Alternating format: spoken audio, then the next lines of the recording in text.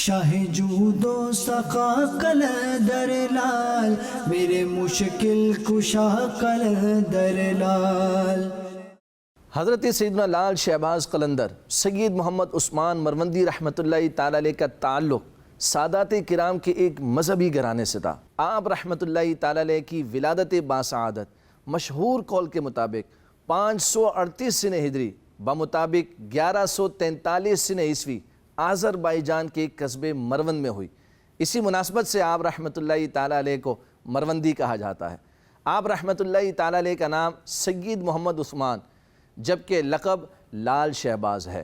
آپ رحمۃ اللہ تعالی علیہ کے چہرہ انور پر لال رنگ کے قیمتی پتھر لال کی مانند سرخ کرنیں پھوٹا کرتی تھیں، جس کی مناسبت سے آپ کو لال کہا جاتا ہے، اور شہباز کا لقب بارگاہ امام حسین رضی اللہ تعالی عنہ سے آپ کو عطا ہوا۔ حضرت سیدنا لال شہباز قلندر رحمۃ اللہ تعالی علیہ کے والد گرامی حضرت مولانا سید کبیر الدین رحمۃ اللہ تعالی علیہ کو خواب میں اسلام کے چوتھے خلیفہ امیر المومنین علی المرتضیٰ شیر خدا رضی اللہ تعالیٰ عنہ کی زیارت نصیب ہوئی۔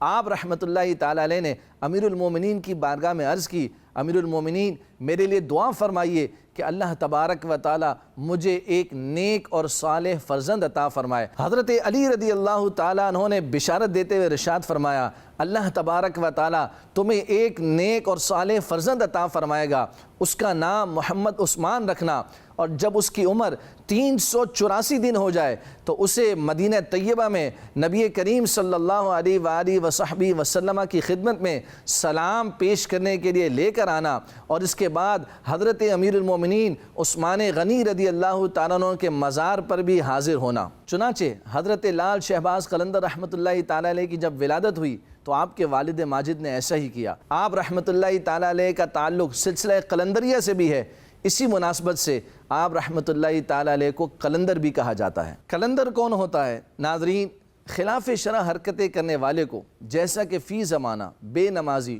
چٹ داڑھی، بڑی بڑی مونچھیں، عورتوں کی طرح لمبے لمبے بال، ہاتھ پاؤں میں کڑے، کئی انگوٹھیاں پہننے والے لوگ یہ کہتے پھرتے ہیں کہ ہماری تو قلندری لائن ہے معاذ اللہ۔ حالانکہ قلندر یہ نہیں، قلندر تو وہ ہوتا ہے کہ جو شریعت اور طریقت کا پابند ہو۔ چنانچہ خلیفہ مفتی اعظم ہند حضرت علامہ مولانا فیض احمد اویسی رحمۃ اللہ تعالی علیہ ارشاد فرماتے ہیں کہ قلندر وہ ہے جو شریعت اور طریقت کا پابند ہو۔ مزید فرماتے ہیں کہ قلندر اور صوفی ایک ہی ذات کے دو نام ہے، کہ ہر قلندر صوفی ہو سکتا ہے لیکن ہر صوفی قلندر نہیں ہو سکتا۔ اللہ پاک نے حضرت سیدنا لال شہباز قلندر رحمۃ اللہ تعالیٰ علیہ کو اس قدر حسن و جمال عطا فرمایا تھا کہ آپ رحمۃ اللہ تعالیٰ علیہ کی پیشانی کے نور کے سامنے چاندنی بھی مات تھی۔